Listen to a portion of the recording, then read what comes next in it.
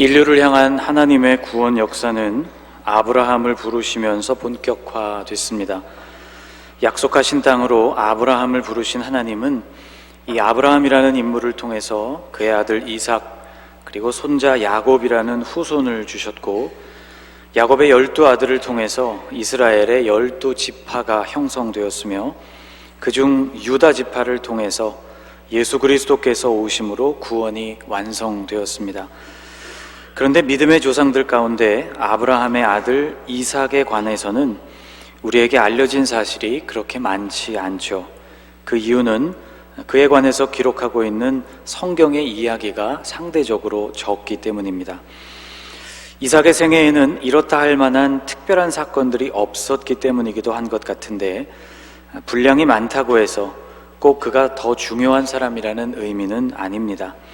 오히려 그 반대일 수도 있죠. 분량이 많은 아브라함의 이야기와 그의 손자 야곱의 이야기는 모든 이야기들이 흥미진진한 이야기들임에는 틀림이 없습니다. 그 이야기들이 말하고 있는 주제는 그런데 믿음의 사람이 되어가는 좌충우돌의 역사라고 말할 수 있어서, 오히려 그 많은 분량이 인간적인 허물과 신앙적인 오류를 보여준다고도 볼 수 있습니다. 이삭 역시 한 사람의 인간이었고, 그에게도 믿음이 완성돼가는 과정, 곧 하나님의 다루심의 과정이 있었다는 것은 분명하지만, 비교적 그것이 아버지 아브라함이나 혹은 그의 아들 야곱에 비한다면 순조롭고 무난하게 흘렀던 것 같습니다. 물론 이삭이 완벽한 사람이었다는 뜻은 아닙니다. 그에게도 여전히 허물과 실수가 있었죠. 오늘 본문 바로 위에는 첫 번째 흉년을 만났던 이삭의 아버지 아브라함이 말도 없이 애굽으로 내려갔던 때와 똑같이 두 번째 흉년을 만난 이삭이 블레셋 땅 그랄로 내려간 이야기가 나오고 있습니다. 하나님께서는 이삭조차도 애굽으로 내려갈까 봐 걱정이 되셨는지 그에게 직접 나타나셔서 애굽까지 내려가지는 말라고 그에게 구체적으로 말씀하실 정도였습니다. 또 그곳 그랄에서는 아버지 아브라함이 2번씩이나 반복했던 과오를 아들 이삭도 똑같이 답습하는 이야기가 나옵니다. 살아남기 위해서 아내를 누이라고 거짓말하는 못된 습관이었죠. 아버지와 마찬가지로 이삭 역시 가나안 사람들로 가득한 땅에서 살아남아야만 했습니다. 아내를 빼앗기고 또 자신은 죽을 것을 두려워한 이삭은 아버지가 썼던 똑같은 방법을 선택하고 말았던 것이죠. 또 이삭의 말년으로 가보면 2명의 아들 에서와 야곱 사이에 벌어진 갈등 때문에 부모였던 이삭과 리브가 역시 매우 힘든 시간을 보내야만 했습니다. 이런 문제가 어디서 비롯되었나를 거슬러 올라가 보면 아버지는 에서를, 어머니는 야곱을 각각 편애했던 사실에서부터 기인했다는 것도 알 수 있죠. 이렇게 이삭도 허물 많은 사람이었습니다. 그 역시 아브라함처럼 넘어지기도 하고 또 하나님이 베푸시는 은혜 가운데 일어서기도 하면서 믿음의 사람으로 완성되어 갔던 것이죠. 오늘 본문은 이삭이 그랄이라는 지방에 거주할 때 그가 만났던 어려움과 그 어려움을 어떻게 헤쳐나갔는지에 대한 이야기를 담고 있습니다. 이스라엘 땅은 지형적으로 한가운데 남북으로 길게 뻗어 있는 산악지역이 자리 잡고 있습니다. 그랄이라는 곳은 그 산악지역 왼쪽으로 펼쳐진 평지에 위치한 성읍이었습니다. 그곳은 블레셋 사람들이 살아가는 땅이었죠.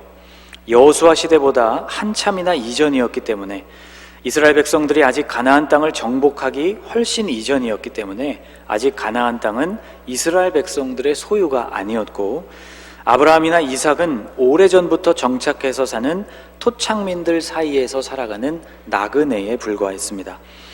그들이 어디로 이전해서 살든 그 땅은 가나안 족속들의 땅이었죠.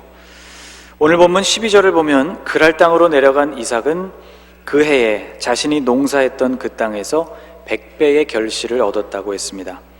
100배의 결실을 얻었다는 것만 해도 보통 일이 아닌데, 더 놀라운 것은 이삭이 농사를 지었던 그 해가 바로 흉년이었다는 것이죠.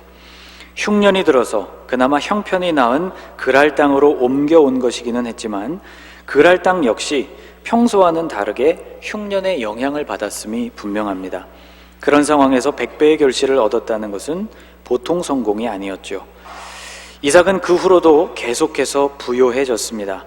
문제는 계속 번창해 가던 이삭이 블레셋 민족이 아니었다는 것이었습니다. 블레셋 사람의 입장에서 동족이 똑같은 풍요를 누려도 배가 아플 수 있었는데 이삭은 다른 곳에서 온 사람, 소위 굴러들어온 돌이었죠. 당연히 블레셋 사람들은 이삭을 시기했고 그를 견제했으며 곱지 않은 시선으로 이삭을 대했습니다. 급기야 블레셋 사람들은 이삭에 대한 미움과 시기를 실행에 옮기기 시작했죠. 14절과 15절이 이렇게 기록하고 있습니다. 양과 소가 떼를 이루고 종이 심이 많으므로 블레셋 사람이 그를 시기하여 그 아버지 아브라함 때에 그 아버지의 종들이 판 모든 우물을 막고 흙으로 메웠더라. 팔레스타인 땅에서 우물이라는 것은 무엇과도 바꿀 수 없는 소중한 재산이었습니다. 흐르는 물이 극도로 희귀했던 이곳에서는 우물이 곧 생명이었죠. 이런 우물을 메웠다는 것은 이삭과 그 사람들의 생명을 끊어버리는 행위와도 같았습니다. 여기서 한술 더 떠서 아비멜렉은 아예 이삭에게 살고 있는 그 땅을 떠나라고 요구합니다. 16절입니다. 아비멜렉이 이삭에게 이르되 내가 우리보다 크게 강성한즉 우리를 떠나라. 나그네로 얹혀 사는 이삭의 입장으로서는 선택의 여지가 없었습니다. 결국 이삭은 그 땅을 떠나서 그랄 골짜기에 자리를 잡게 되죠. 그랄 골짜기는 평지 그랄에서부터 동편 산악 지역으로 조금 더 나아간 지점인 것으로 보이는데 18절 말씀을 보면 그곳에도 아버지가 파놓은 우물들이 있었다고 했습니다. 아브라함 집안은 대대로 유목을 하는 사람들이었고 그래서 가나안 땅 여러 지역을 순회하면서 살았죠. 그리고 짐승떼를 몰고 이동하는 곳곳마다 반드시 사람에게도 짐승에게도 물이 필요했기 때문에 그곳에 우물을 파두었던 것입니다. 이삭이 이 그랄 골짜기에 도착해서 아버지가 파놓은 우물들을 사용해 보려고 했지만 이미 그 우물들도 메워진 상태였습니다. 오래전에 블레셋 사람들이 해놓은 짓이었죠. 18절에 이렇게 기록합니다. 그 아버지 아브라함 때에 팠던 우물들을 다시 팠으니 이는 아브라함이 죽은 후에 블레셋 사람이 그 우물들을 메웠음이라. 이삭이 그 우물들의 이름을 그의 아버지가 부르던 이름으로 불렀더라. 이삭의 종들은 아브라함이 팠던 우물을 다시 복원해야만 했습니다. 그리고 오늘 본문 19절을 보면 그들은 이전의 우물뿐만 아니라 새로운 물 근원을 얻게 되었죠. 이삭의 종들이 골짜기를 파서 샘 근원을 얻었더니 라고 19절에 말씀하고 있습니다. 팔레스타인 지역에서는 비가 와도 금세 땅속으로 스며들어 버리는 그런 지질을 갖고 있는데요. 골짜기의 위치를 잘 선택해서 파면 땅 밑으로 흐르는 물을 얻을 수 있습니다. 이삭의 종들이 바로 그것을 성공시켰던 것이죠. 이렇게 그랄 골짜기에서 살 수 있는 여건을 겨우 어렵게 다시 마련하게 되었을 때 문제가 또 생깁니다. 그랄의 목자들이 또다시 이삭을 괴롭히게 된 것이죠. 20절 말씀인데요. 같이 한번 읽어보겠습니다. 그랄 목자들이 이삭의 목자와 다투어 이르되 이 물은 우리의 것이라 하매 이삭이 그 다툼으로 말미암아 그 우물 이름을 에색이라 하였으며. 여러분, 지금 이 그랄의 목자들이 말하고 있는 것, 이 물은 우리의 것이다 라는 말이 여러분 어떤 의미인지 감이 잡히십니까? 이런 뜻이죠. 이 땅은 우리의 땅이다. 그러니 여기서 나는 물도 우리의 것이다. 참 유치하고 속 좁은 사람들이었죠. 그런데 이삭은 할 수 없이 그 우물을 포기해야만 했습니다. 그리고 새로운 우물을 팠죠. 이런 과정이 한두 번이 아니라 계속 되풀이되었습니다. 이삭은 골짜기를 파서 얻었던 그 첫 번째 우물에 에색이라는 이름을 붙였습니다. 여러분, 성경 하단에 나와 있는 뜻과 같이 다툼이라는 뜻이었죠. 그 우물을 포기하고 새로운 곳에 다시 이삭은 우물을 팠습니다. 그런데 블레셋 사람들이 그것도 자신들의 물이라고 주장했죠. 그 우물도 역시 포기할 수밖에 없었습니다. 그 우물에는 신나, 대적함이라는 이름을 붙였죠. 그리고 장소를 다시 옮겨서 세 번째 우물을 팠는데 그제서야 비로소 시비 거는 일을 멈추게 됐습니다. 그래서 이삭은 그 우물에 르호봇, 넓다는 이름을 붙이게 됐죠. 이제 비로소 하나님이 자신의 지경을 넓혀 주시는구나 라는 감사의 의미였습니다. 우리는 오늘 본문을 읽으면서 이삭이라는 사람에 대해서 매우 궁금해집니다. 그가 이처럼 너그러운 마음을 품을 수 있었던 까닭이 도대체 무엇이었을까요? 어떻게 생각하면 선택의 여지가 전혀 없었다고도 볼 수 있습니다. 그가 머물고 있었던 땅은 블레셋 사람들의 땅, 나그네 입장에서 그들에게 무엇을 요구하는 것이 쉽지 않은 입장이었죠. 그러나 여러분, 참는데도 한도가 있지 않겠습니까? 한두 번도 아니고 계속해서 자신을 견제하고 머물던 곳을 억지로 떠나게 하고 기존의 우물들을 다 흙으로 막아버리는 것도 모자라서 새로운 곳에서 판 우물들을 모두 가져가 버리는 그들, 적어도 그들에게 이삭은 강한 불만을 표시할 수는 있지 않았을까 싶습니다.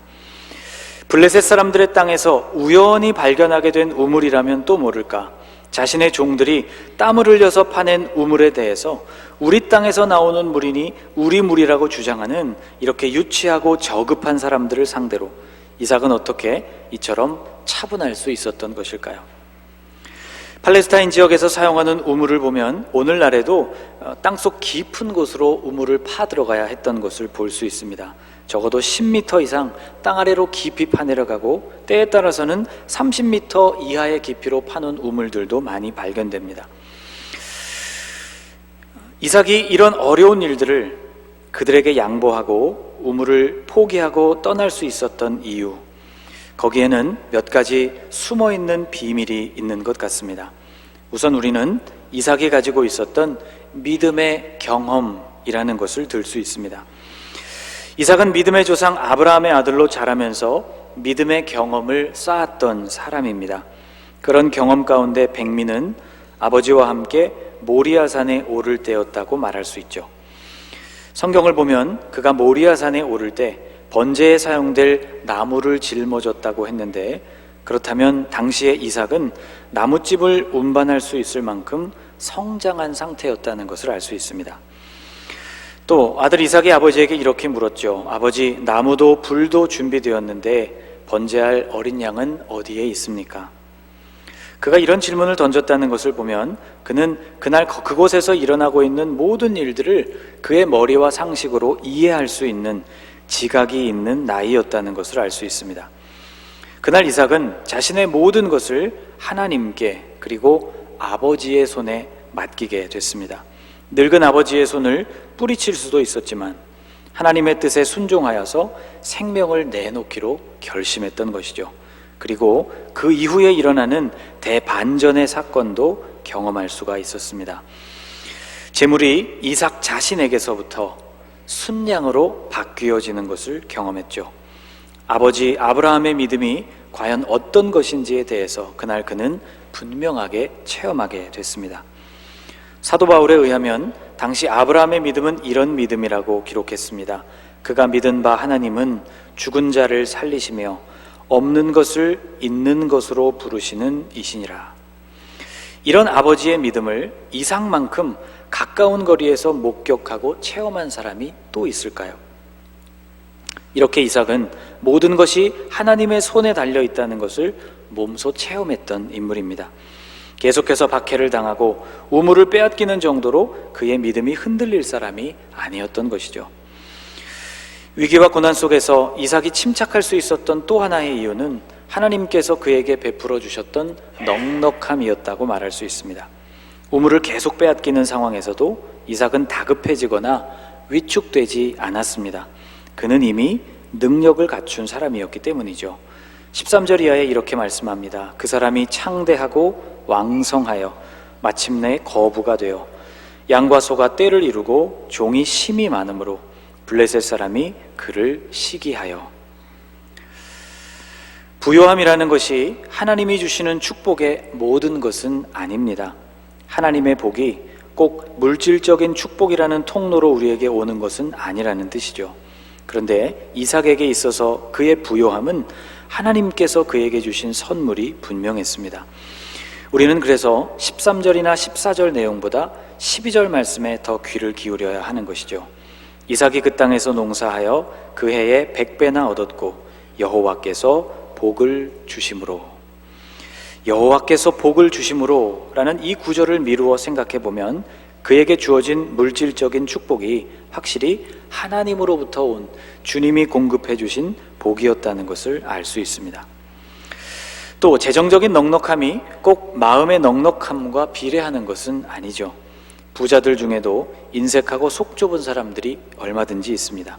반대로 어려운 형편이지만 넉넉한 마음을 가진 사람들도 있죠. 그러나 이삭의 경우를 보면 그가 누리고 있었던 부요함은 하나님께서 그에게 공급해 주시는 것이었기 때문에 그는 이러한 어려움에 대해서 염려하지 않았던 것 같습니다. 그에게는 다시 우물을 팔 수 있는 재력 그리고 인력이 충분했고 또 다시 우물을 파고자 하는 마음의 여유도 충분했던 것이죠. 위기와 고난 속에서 이삭이 침착할 수 있었던 또 하나의 이유가 있습니다. 그것은 하나님께서 끊임없이 당신이 맺으신 언약을 이삭에게 재차 확인해 주셨기 때문입니다. 브엘세바로 또 이동하게 된 이삭은 그곳에서 하나님의 말씀을 듣게 되었는데요. 24절에 이렇게 하나님이 말씀하십니다. 그 밤에 여호와께서 그에게 나타나 이르시되 나는 내 아버지 아브라함의 하나님이니 두려워하지 말라. 내 종 아브라함을 위하여 내가 너와 함께 있어 내게 복을 주어 내 자손이 번성하게 하리라. 여러분, 아무리 훌륭한 믿음의 사람이고 또 고난을 견뎌낼 수 있는 넉넉한 소유가 있다고 해도 그것을 무한정 견딜 수는 없는 일이죠. 이삭을 더욱 견고하게 지탱해 주었던 것은 바로 하나님의 약속이었습니다. 어려움이 닥칠 때마다 하나님께서 그에게 재차 들려주시는 약속과 희망의 말씀, 이삭은 이 약속에 의지하여서 다시 일어설 수가 있었던 것이죠. 이삭의 아버지 아브라함의 경우도 마찬가지 아니었습니까? 약속의 땅을 떠나 애굽으로 마음대로 내려가는 일, 아들이 없으니 자신의 종에게 모든 것을 상속하려고 마음을 먹었던 일, 하나님의 부름을 받은 지 10년이 지나자 그의 마음이 흔들리게 되었고 하갈을 아내로 맞아서 이스마엘이라는 아들을 낳게 된 일들, 이삭이 태어나기까지 그 25년 동안 수시로 아브라함은 실수하고 넘어지고 또 실패했습니다. 하나님은 그때마다 아브라함에게 수시로 나타나셔서 그와 맺으신 약속을 아브라함에게 다시 확인시켜 주셔야만 했죠. 입으로 고백했던 아브라함의 믿음이 실제가 되기까지 25년이라는 시간이 걸린 셈이었습니다. 이삭 역시 그런 약함을 가진 인간이었죠. 오늘 설교를 시작하면서 이삭도 아버지의 전철을 그대로 밟아 실수하고 넘어진 이야기를 여러분에게 들려드렸습니다.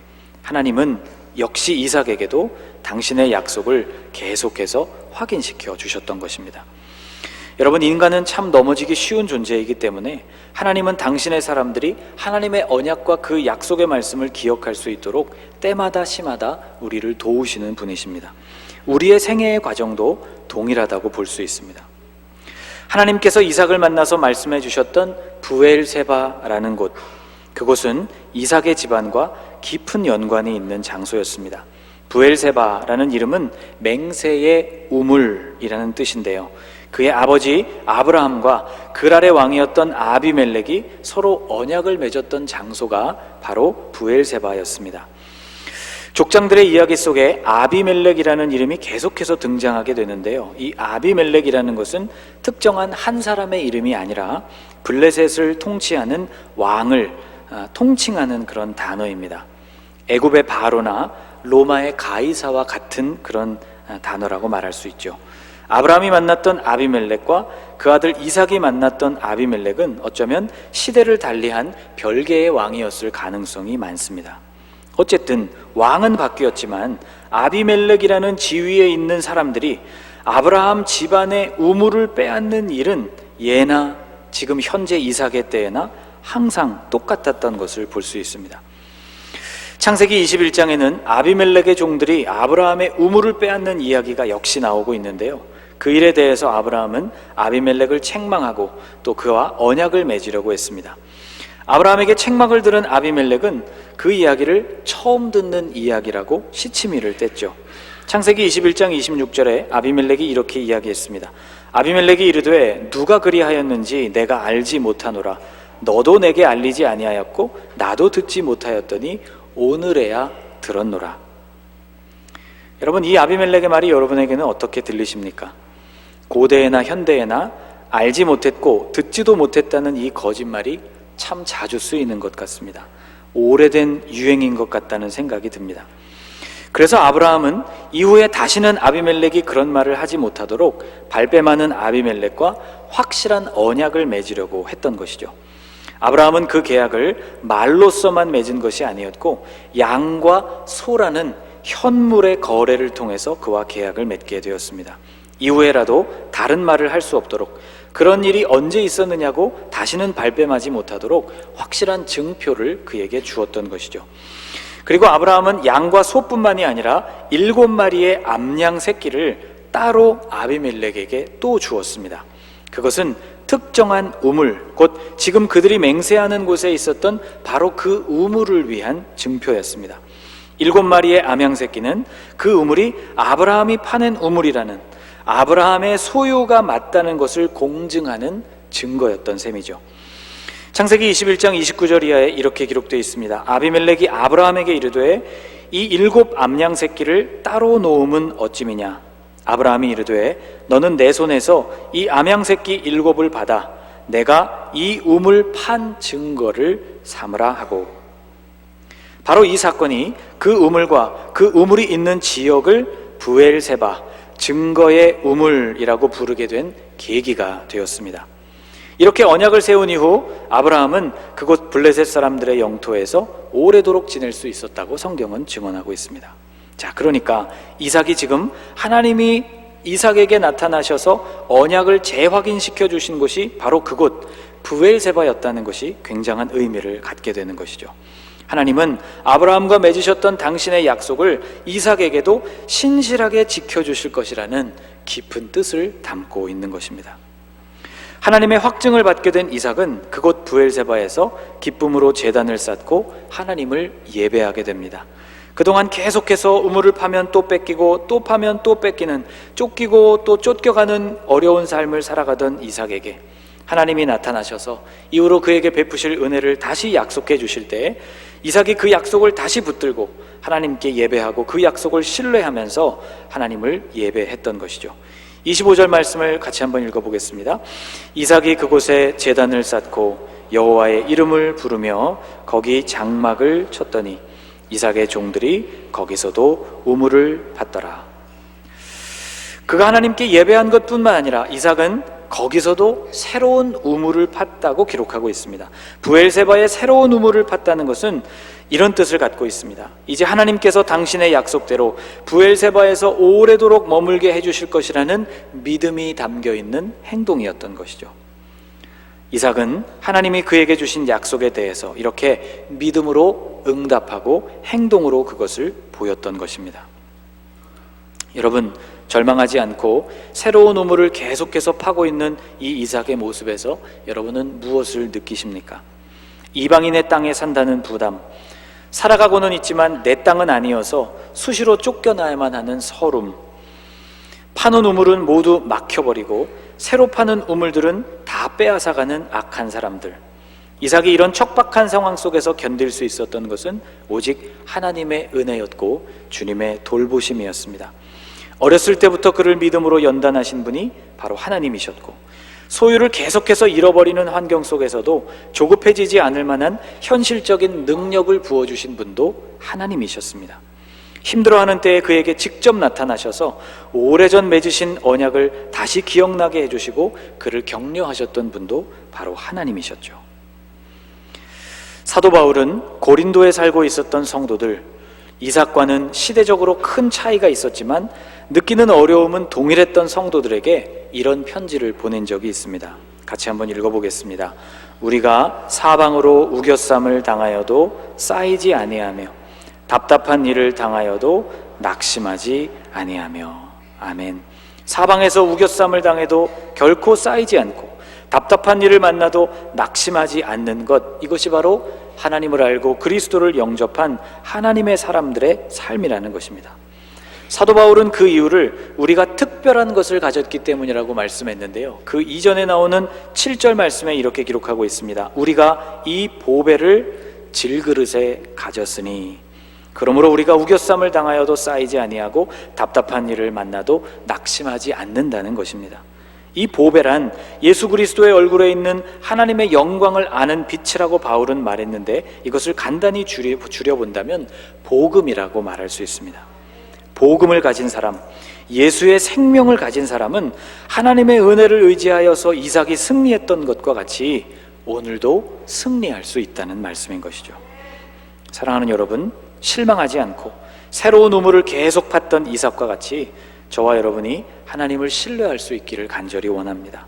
그래서 날마다 새로운 소망과 능력을 주님으로부터 공급받아서 마침내 승리하실 수 있기를 주님의 이름으로 축복합니다. 기도하겠습니다. 성정에 있어서 우리와 다르지 않았던 이삭, 실수하고 넘어지는 인간 이삭이 어떻게 승리하며 살았는지를 묵상했습니다. 하나님, 우리를 믿음의 길로 인도하셔서 우리로 하여금 연단을 받게 하옵소서. 주님께서 우리의 공급자가 되시기에 무엇을 잃더라도 그것에 크게 개의치 않는 믿음도 우리에게 주시기를 원합니다. 힘들 때마다 우리에게 오셔서 약속하신 주님의 그 언약을 생각나게 하실 때마다 우리가 그 약속의 말씀을 굳게 붙드는 자들이 되게 하여 주옵소서. 그래서 주님, 우겨쌈을 당하고 답답한 일을 만나도 결코 우겨 쌓이지 아니하고 하나님 그 일로 낭망하지 아니하는 믿음으로 승리하는 주님의 자녀들이 되기를 소망합니다. 하나님, 포기하지 않고 새로운 땅에서 새로운 우물을 팔 수 있도록 오늘 우리에게 용기와 믿음을 더하여 주옵소서. 예수님의 이름으로 기도하옵나이다. 아멘.